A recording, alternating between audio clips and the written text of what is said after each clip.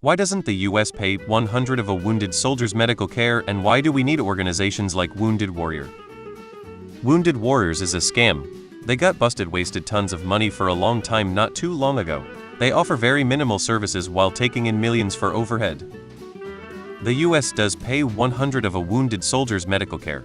The Wounded Warrior Project helps with everything outside of medical care. They do.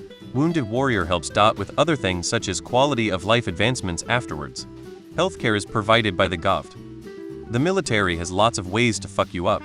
It does not have to be a combat wound. Also, ponder for a moment the catastrophe of a disabled patent spouse. Imagine if you can an entire generation of a family hobbled by that disability.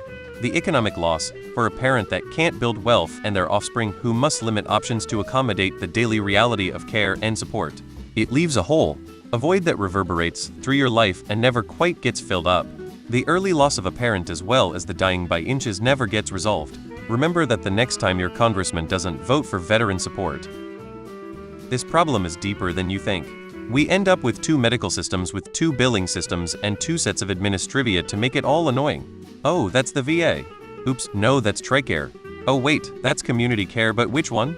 The VA community care, your local community care, or the National Center community care. This whole goddamn system is broken. It's infuriating and it's left me without pain meds more than once while the system unfucks itself. I'm current in the we broke it again cycle.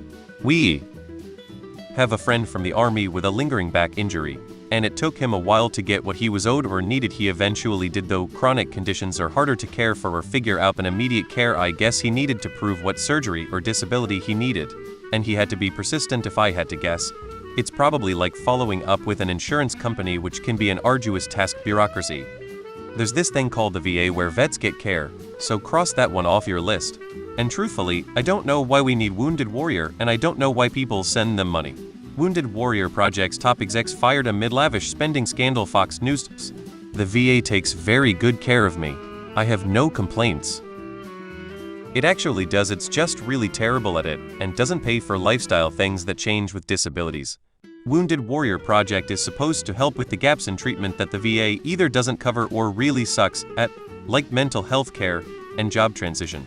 That would cost money, and money should only go to tax cuts for the rich, not poor people like most vets. The military-industrial complex only cares about making money. Medical treatment doesn't make them money.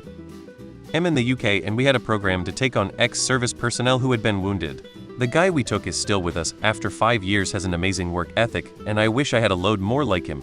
Because for as much as we crow about supporting veterans, that would mean expanding and subsidizing healthcare, and that's turbo-socialism, and would cause about half the country's heads to explode. Because the people who control both political parties don't care about anyone or anything except for the one. You answered your second question when you asked your first question.